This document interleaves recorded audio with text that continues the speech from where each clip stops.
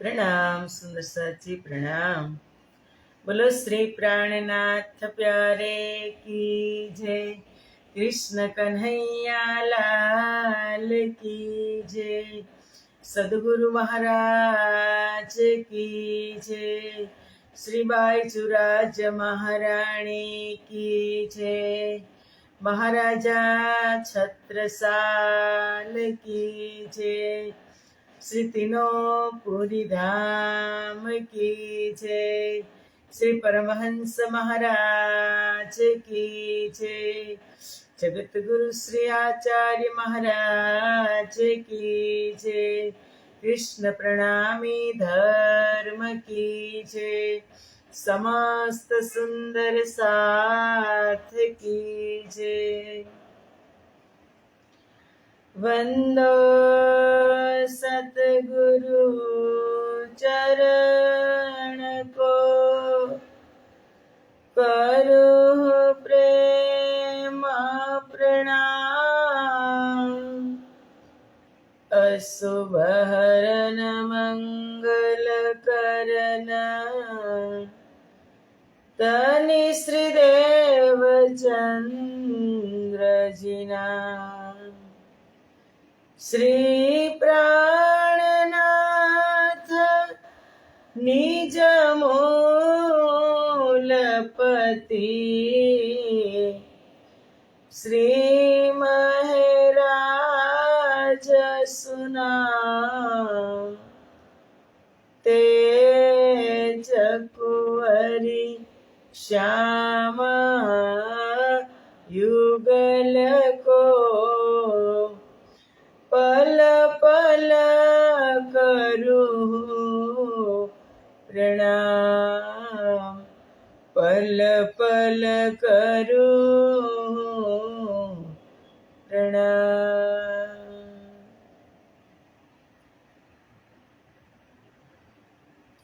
बोलो श्री प्राणनाथ प्यारे की जय। पूर्ण ब्रह्म परमात्मा श्री राज श्यामाजीની અસીમ કૃપા, આદ્ય જાગણી પીઠ શ્રી પાંચ મહામંગલપુરી ધામમાં સદા સર્વદા વિરાજમાન શ્રીજી મહારાજ તથા શ્રી બાઈજુરાજ મહારાણી તથા તેમની પરમ પવિત્ર ગાદી શોભાવી રહ્યા છે તેવા આપણા બધા જ સુંદર સાથના પ્રેરણા સ્ત્રોત, हमारा जीवनना पथदर्शक पूजनीय वंदनीय प्रातः स्मरणीय जगत गुरु श्री आचार्य महाराज श्री जीना श्री चरणों में कोटि कोटि प्रेम प्रणाम। फेसबुक तथा यूट्यूब ना माध्यम थी चर्चा श्रवण करी रह्या छो तेवा राजी महाराज ना अत्यंत लाडीला धर्म प्राण धर्म शिरोमणि सुंदर साथजी तमारा हृदय में विराजमान श्री राज श्यामाजी ना श्री चरणों में कोटि कोटि प्रेम प्रणाम। ए प्रणाम सुंदर साथजी प्रणाम। आओ चर्चा ए अमीरस ने अमृतनी एक बूंद ने आपणे धन्य करिए, कारण के ए पण धन्य त्यारे थशे ज्यारे ब्रह्म प्रियाओ एनु पान करशे। एटले आओ हमारी इंद्रावती सखी हमारा श्रीजी महाराज तारतम तो एक सागरना स्वरूपमां आव्यो छे संसारमां।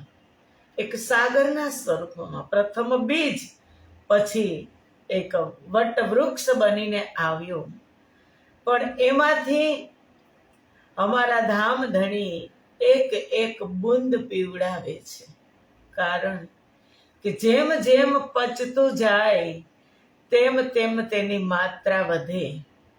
अत्यारे तो आपणे एक बूंद पण आपणी एटली ज योग्यता छे, एक बूंद जेटली ज योग्यता प्रमाणे परमात्मा ब्रह्मप्रियाओने पीवड़ावे छे કે બ્રહ્મપ્રિયા પાત્ર કેટલું બની, એની અંદર કેટલી માત્રામાં તે લઈ શકશે।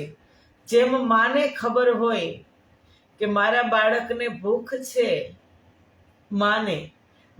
માતાને ખબર હોય કે મારા બાળકને કેટલી ભૂખ છે, એ પ્રમાણે એ બાળક માટે ખાવાનું બનાવે, એટલી માત્રામાં એટલું જ આપે, અને એને ખબર પણ પડી જાય કે હવે એ ધરાઈ ગયો છે, હવે એને વધારે અપાય નહીં.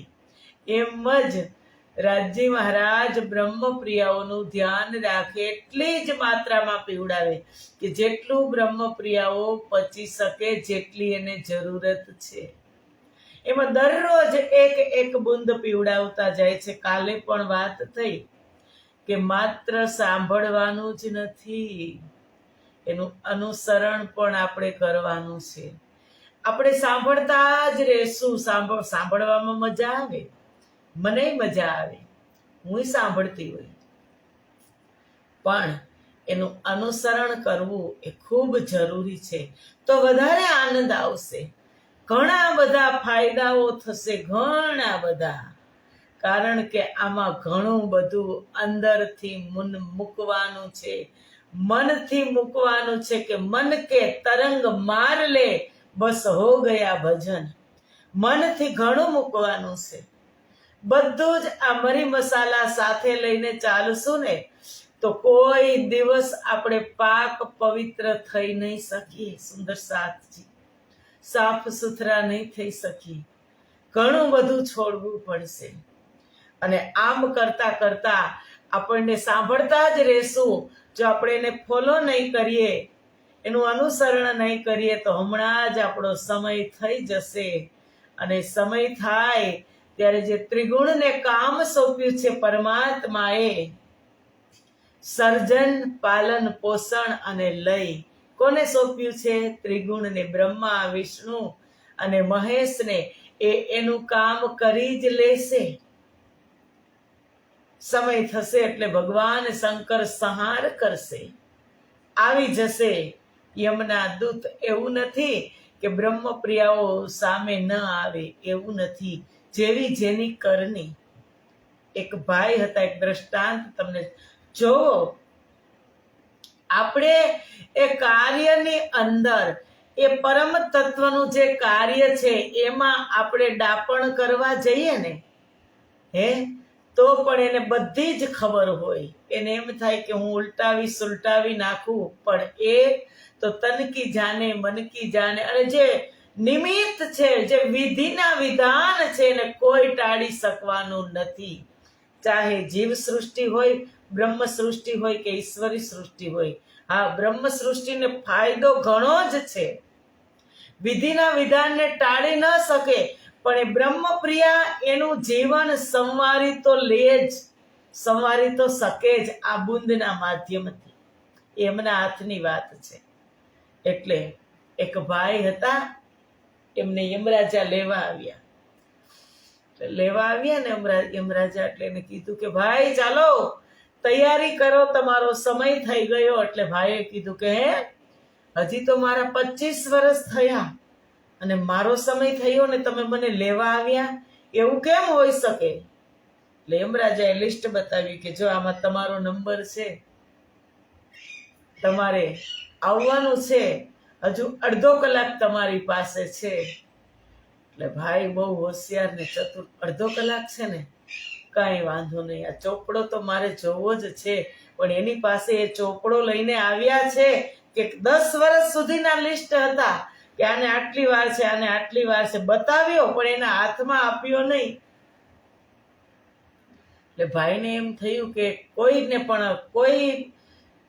કોઈને કોઈ વાતે યમરાજાને પટાવી લઉં હું.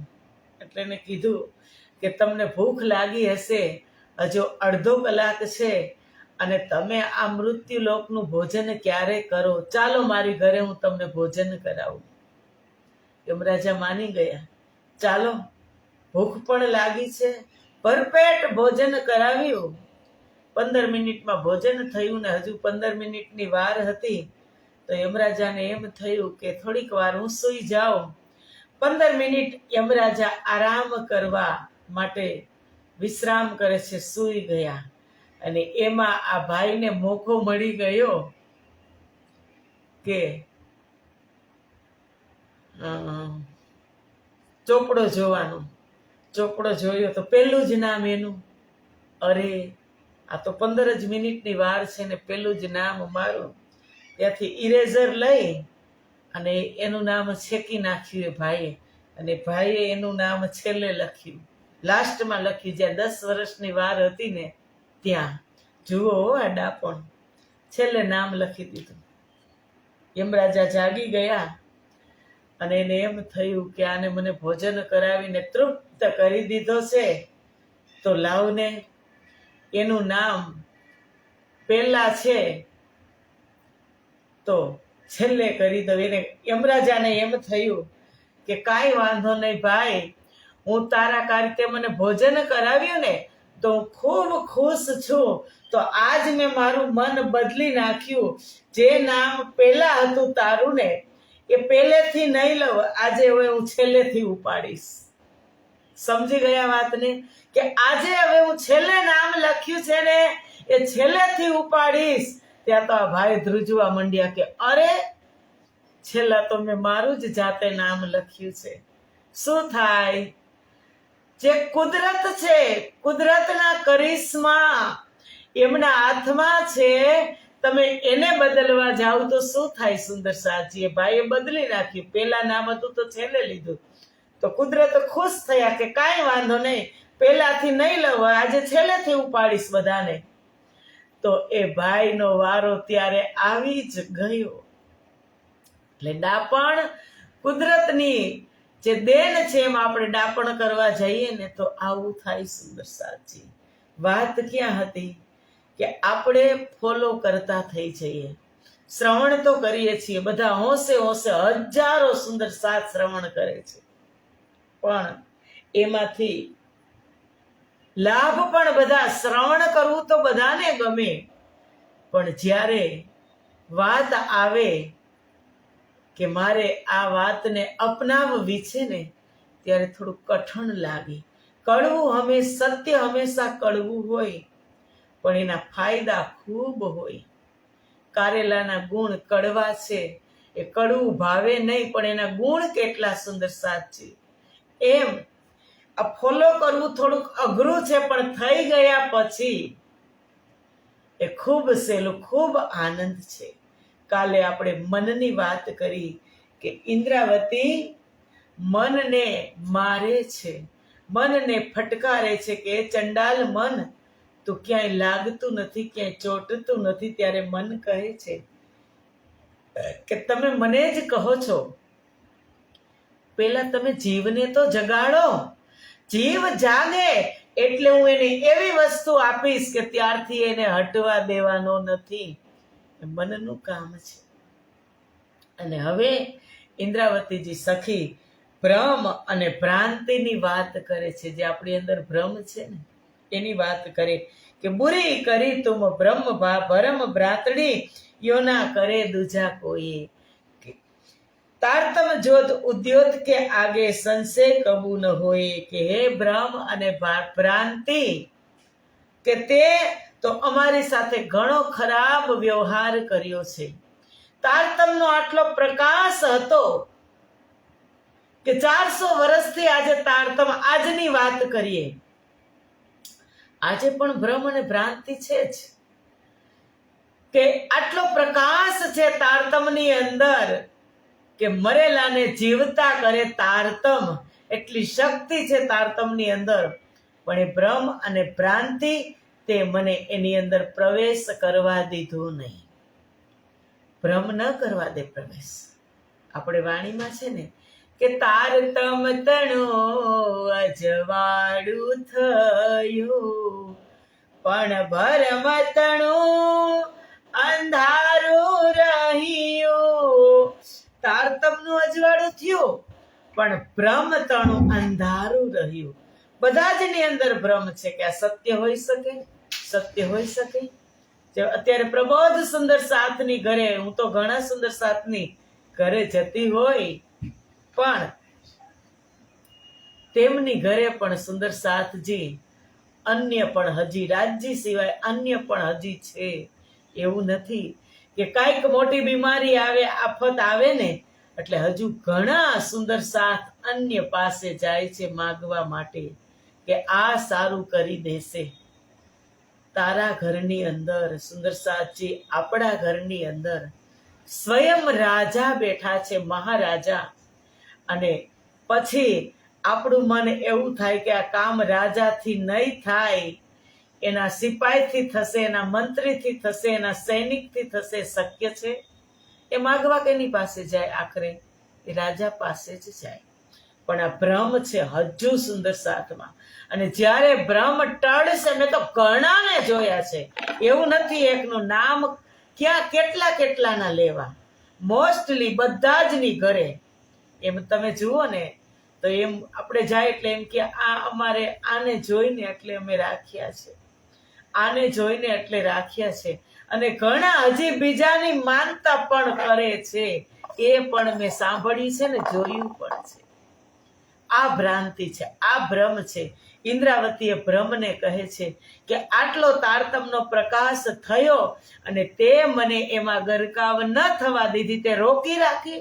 ભ્રમને ભ્રાંતિને કહે છે, સંશે ભ્રાંત કે આકર જો કદી હોત તુમારે, ટૂક ટૂક કરું મેં તિલ તિલ, ફેર ફેર તીખી તરવાર. કે ભ્રમ અને ભ્રાંતડી, જો તમારા શરીર તમે ધારણ કર્યા હોત ને, ઇન્દ્રાવતી કહે કે ભ્રમ અને ભ્રાંતિ તમે તમારા શરીર ધારણ કર્યા હોત ને, તો હું આજે તલવારથી તમારા તલતલ જેવડા ટુકડા કરીને કાપી નાખત. પણ તમે દેખાતા નથી. દેખાય છે આની અંદર શું? કાંઈ દેખાય છે?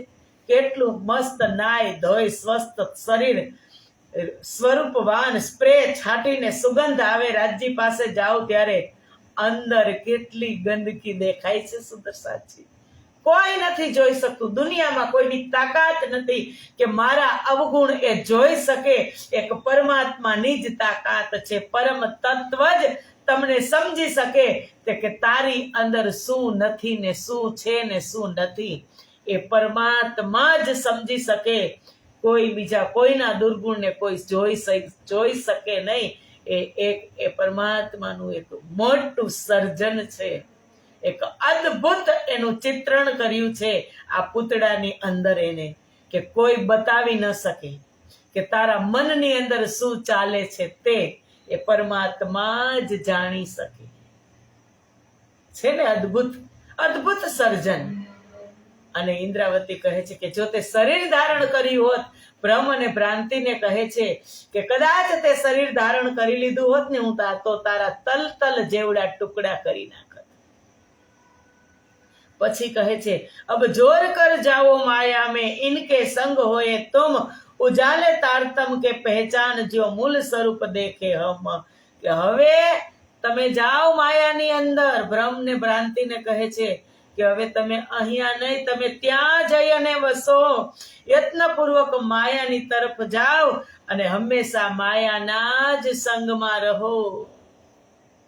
માયા પાસે રહો, અમારી પાસે તમે ન આવો, જેથી તારતમના પ્રકાશમાં, ઉજાલે તારતમ કે પહેચાન, કે તારતમના પ્રકાશમાં ધામધણીને પીછાડીને, ધામધણીને અમે ઓળખીને, જો મૂળ સ્વરૂપ દેખે અમે, તમે તમારા મૂળ સ્વરૂપને જોઈ લ્યો. ભ્રમ અને ભ્રાંતિને કહે છે કે તમે માયામાં વસો એટલે ખબર પડે કે માયા શું છે અને બ્રહ્મ શું છે.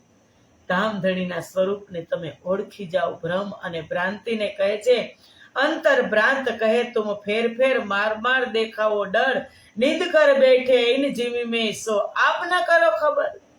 કે તમે મને જ કહો છો. ભ્રમ અને ભ્રાંતિ કહે છે કે વારે વારે તમે મને મારવાનો ભય બતાવો છો, ડર બતાવો છો. તમે ખુદ આ ભ્રમ અને તમે ખુદ નીંદમાં સૂતા છો. તમે તો પેલા જાગો, પછી અમને કહો કે હું તમને મારીશ એમ. તમે પછી અમને ડર બતાવો. પેલા તમે જ સૂતા છો. ઘર કા ધની અખંડ સુખ પાવે, સો ઈત ક્યો કર કરારે, ઈત ક્યો સોવે કરારે, ગફલત કો ન છોડે આપે, ફેર ફેર હમકો મારે. કે શરીર રૂપી, આ શરીર રૂપી ઘર છે. આ ઘરનો સ્વામી સંસારમાં અખંડ સુખ પ્રાપ્ત કરી શકતો હોય, આ શરીરનો સ્વામી એટલે કે જીવ આ સંસારમાં અખંડ સુખ પ્રાપ્ત કરી શકતો હોય તો તે અહીં ચેનથી કેવી રીતે સૂઈ શકે? કેવી રીતે ચેન પડે? તારતમ જોઈ અને સંસારમાં આપણે ચેનની નીંદ લઈ શકીએ? એમ થાય કે પરમધામમાં જ્યારે જાગ્રત થાય, અહીંયા બેઠા બેઠા પરમધામના સુખ આપણે લેતા થઈ જઈએ. ગફલત કોને છોડે આપે? તમે પોતે તો જૂઠી નિદ્રાને છોડતા નથી, ગફલતને તમે જૂઠી નીંદને છોડતા નથી. ફેર અમકો મારે અને વારંવાર મને જ મારી રહ્યા છો, મને જ ધમકી આપી રહ્યા છો. નીંદ અને ભ્રાંતિ અને ભ્રમ કહે છે કે મને જ તમે ધમકી આપો છો. તમારું તો પેલા તમે જુઓ. અબ ઇન તારતમ કે ઉજાલે કરું તારતમ રોશન, ને ચલ સુખ લેવો તુમ સાચે ઓર ભી દેવું સબન.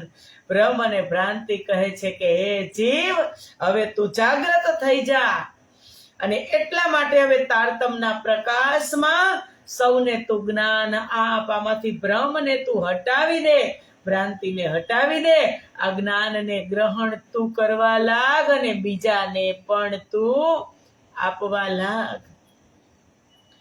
ને ચલ સુખ લેવો તુમ સાચે ઓર ભી દેવું સબન.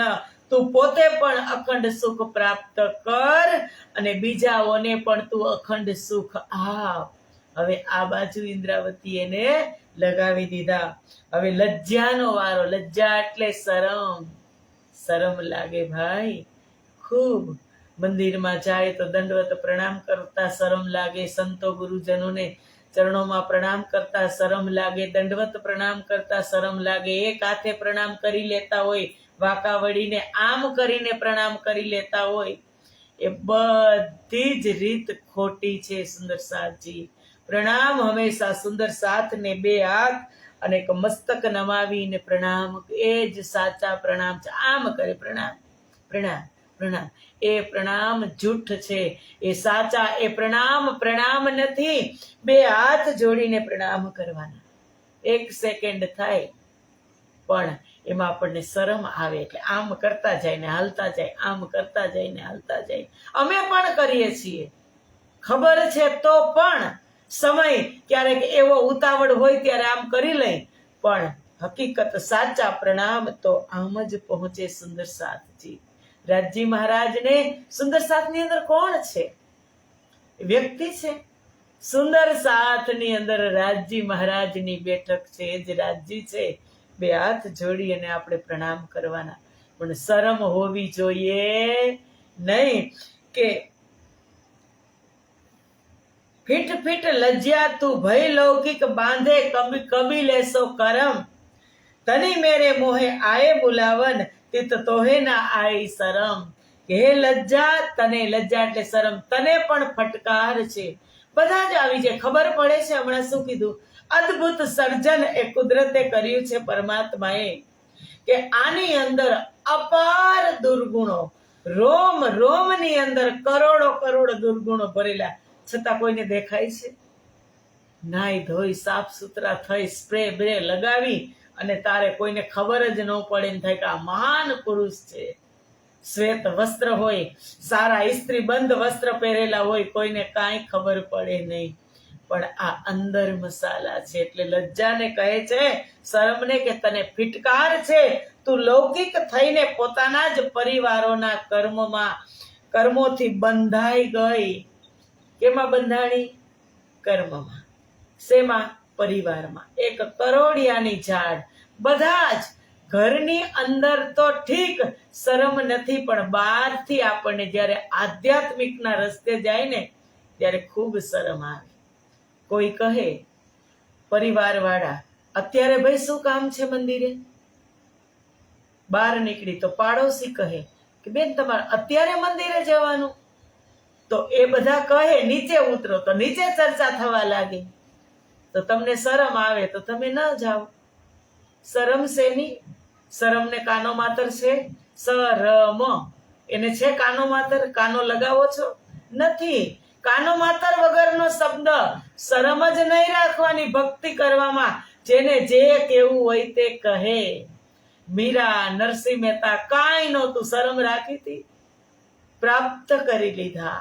એટલે ઇન્દ્રાવતી કહે છે કે તે પરિવારનું સાંભળી અને તું ન જઈ શકી, સમાજનું સાંભળી અને તું ન જઈ શકી, તને શરમ આવે છે કે ના ના આ બધા કહે છે મારે એકલીને ત્યાં કેમ જવું. પણ એને ઇન્દ્રાવતી ફટકારે છે કે અબ શर्मिंदी कहूं मैं तो को तू देख पर आत्म सगाई, बड़ा अवसर पहले तू चुकी अब फिर आई जोगवाई કે હે લજ્જા શરમ, હવે તને હું શું કહું, હવે તો તું પોતાના આત્માના સંબંધી કોણ છે, આત્માના સંબંધી સાચો સંબંધી કોણ છે કે મારું સાચું ઘરેણું સુંદર સાથજી રે, મારે થઈ ગઈ છે પ્રાણનાથ સાથે પ્રીત, મારું સાચું ઘરેણું સુંદર સાથજી રે, કે કલ જુગ માં રહેવું હવે ગમતું નથી રે, એકે પ્રીત લાગી ગઈ છે મૂલ મિલાવા માય, મારું સાચું ઘરેણું સુંદર સાથજી રે. કોણ છે સાચા? સાચા સ્નેહી સુંદર સાથ છે, વહાલા સુંદર સાથ છે. આગળ આવે સગા, પછી કહીએ વાલા. સગા વાલાને તેડાવશું લગ્નમાં આપણે. જોજો આ એક સમજવા જેવી વાત છે. આપણે કઈ સગા વહાલાને દીકરા દીકરીની શાદી હોય ત્યારે આપણે તેડાવી, સગા વહાલાને તેડાવી. તો સગા તો એનો પરફેક્ટ સમય થાય ને ત્યારે રીસાતા મનાતા આવું હોય ને તો આવે. 7 વાર સગાને મનાવવા જાઓ ત્યારે આવે, અને જે મારા વહાલા છે ને એ બધા જ ની પહેલા હાજરી આપશે, અને તમારો પ્રસંગ પૂરો થઈ જશે ને ત્યારે વહાલા બધું સમેટ આવીને જશે એ વહાલા, અને બધાની છેલ્લે આવે અને બધાની પહેલે તમારી ફજેતી કરીને જાય ને એ જ સગા. અને એ સગાની તમને ચિંતા છે કે મારા સગા કે એટલે મારે નહીં જવાનું, મારા સગા આમ કરે એટલે મને શરમ આવે, એની તમને શરમ છે? નહીં નહીં. અહીંયા આપણા સાચા સંબંધી કોણ? ઇન્દ્રાવતી કહે છે કે લજ્જા તે શું વિચાર્યું, તે સાચા સંબંધીને ન ઓળખ્યા અને તું એનાથી શરમાણી. એટલે ઇન્દ્રાવતી કહે છે કે કહે લજ્જા મેં પહેલે ભૂલી અવસર ધરી ના છોડું, સિર માયા કા ભાન કે પીયુસો મુખ ના મોડું. કે લજ્જા કહે છે કે પહેલા હું ધામ ધણીને ભૂલી ગઈ હતી, એ વાત સાચી છે, હું સ્વીકારું છું, પરંતુ હવે તો મને ધણીના ચરણો કદાપી હું છોડીશ નહીં, માયાનું માથું ફોડી નાખીશ. જે મારી આડે આવશે એ માયાનું લજ્જાનું માથું ફોડી નાખીશ, અને ધામ ધણી ના ચરણથી ક્યારે હું મારું મોઢું ફેરવીશ નહીં. ફીટ ફીટ આશા. હવે આશાનો વારો. હવે લજ્જાને શરમને લગાડી. શરમ ન હોવી જોઈએ. મીરાબાઈને તમે જુઓ કે પગ બાંધ ઘૂઘરું મીરા નાચી. એ દ્વારિકા નગરીની અંદર હજારો સંખ્યાની અંદર ભાવિક ભક્તજન અને પગમાં ઘૂંઘરું બાંધી અને કૃષ્ણ ઉપર ફિદા થયેલી મીરા નાચી. એને ભાન નહોતું એનું શરીરનું. એવી નાચી નાચતા નાચતા કૃષ્ણએ એના દિલમાં સમાવી લીધી મીરાને. શરમ નહોતી મીરાને, લજ્જા નહોતી મીરાને. અને આપણે અહીં ક્યાંક નાચવાનું થાય, સરસ સારા ભજન કીર્તન ગવાતા હોય, બેઠા બેઠા તો આનંદ આવતો હોય, બેઠા બેઠા તો એમ થાય કે હું નાચવા માંડું, પણ સમાજ સુંદર સાથની વચ્ચે નાચવું હોય ને ત્યારે શરમ લાગે. અને એ શરમને છોડી અને ઘણા સુંદર સાથ આગળ આવી અને એમાં લીન થઈ અને નાચતા હોય ને સાચા ભક્ત, સાચી ભક્તિ એની ત્યાં સુધી. કારણ કે તાર એક થઈ ગયો હોય એનો ને પરમાત્માનો. એને શરીરનું પણ ભાન ન હોય, એવા નાચતા હોય. અને આપણને બેઠા બેઠા એમ થાય કે નાચવું છે, પણ આપણે પર્યાણ કરીને તા ભજન થઈ જાય પૂરું. પર્યાણમાં ભજન તો થઈ જાય, પણ આ જિંદગી પણ પર્યાણમાં ને પર્યાણમાં પૂરી થઈ ગઈ. સુંદર સાજી ખબર પડી નહીં કે આ વાતને હું આજ અનુસરણ કરું, આ વાતને હું આજ અમલમાં મૂકીશ, કાલ મૂકીશ, આજ મૂકીશ, એમ કરતા કરતા જિંદગી પણ પૂરી થઈ ગઈ. સુંદર સાજી એટલા માટે આ સરસ પ્રકરણ ગુણ ફિરાવાનું કે થોડું લેજો હો સુંદર સાજી, થોડું લેજો, એમાંથી બધું ન લ્યો ને તો 25% તો લેજો જ. એટલું તો તમે કરતા થઈ જ જજો, કારણ કે વારે વારે આ મોકો નહીં મળે. વારે વારે તમને ને મને ક્યાં ખબર છે કે આવો સરસ ધર્મ મને મળશે કે નહીં મળે, એટલે સાર્થક કરી લેજો. ઇન્દ્રાવતી હવે વારો આવે છે આશાનો. લજ્જાને શરમને મૂકી અને કહે છે કે ચાલ મારી સાથે. શરમ કે મેં મૂકી દીધી. જો જીવ જાગી જાય તો મને ને શરમ કે મને કાંઈ લેવા દેવા નહીં, પણ જીવ જાગવો જોઈ, જીવ નાચવો જોઈ. શરમ કહે છે હું એનાથી દૂર રહીશ. ફિટ ફિટ आशा तू भई माया की बैठी मोहजल में आए, मैं माया में अखंड फल पाया सो मोहे दियो हराए. ઇન્દ્રાવતી કહે છે કે આશા તને ધિક્કાર છે. આશા અપેક્ષા, કઈ કામ કરી આટલું અને આશા રાખી આવડી, એટલે દુખી કોણ થાય? આશા રાખે ને એ જ દુખી થાય. જેને વધારે અપેક્ષા હોય એ જ દુખી થાય. એટલે ઇન્દ્રાવતી કહે હે આશા તને ધિક્કાર છે, તું માયાની થઈ. ભાઈ તું માયા કી બેઠી મોહજલ में आए કે તું માયાની થઈને મોહજળમાં આવી અને બેસી ગઈ. મેં માયામાં સદગુરુ રૂપી અખંડ ફળ પ્રાપ્ત કર્યું હતું. માયાની અંદર જ મારા સદગુરુ આવ્યા, અખંડ ફળ મેં પ્રાપ્ત કર્યું હતું, પરંતુ તે તો મને એનાથી વંચિત કરી દીધી. હવે આ શબ્દ આ ચોખ્ખો બહુ માર્મિક છે. ઇન્દ્રાવતીએ કીધું કે સદગુરુ રૂપે ફળ પ્રાપ્ત થયું હતું, તો આશાની વાત છે. તો ઇન્દ્રાવતીને સદગુરુ સામે હતા, તો એનાથી મોટી કઈ આશા હતી? સુંદર સાચી યાદ આવે છે વિતકના માધ્યમથી? કંઈક યાદ આવતા હોય તો કાલ પણ કહેજો ને આજ પણ હું કહી દઉં પેલા કે સદગુરુ સામે હતા, તો ઇન્દ્રાવતીને એનાથી કઈ મોટી આશા હતી?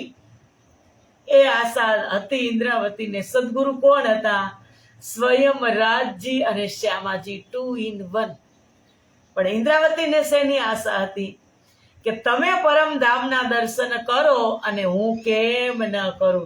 અરે પરમધામનો માલિક અર્શથી આ ફર્શમાં સંસારમાં આવ્યા, અર્શથી ફર્શમાં સંસારમાં આવ્યા, અને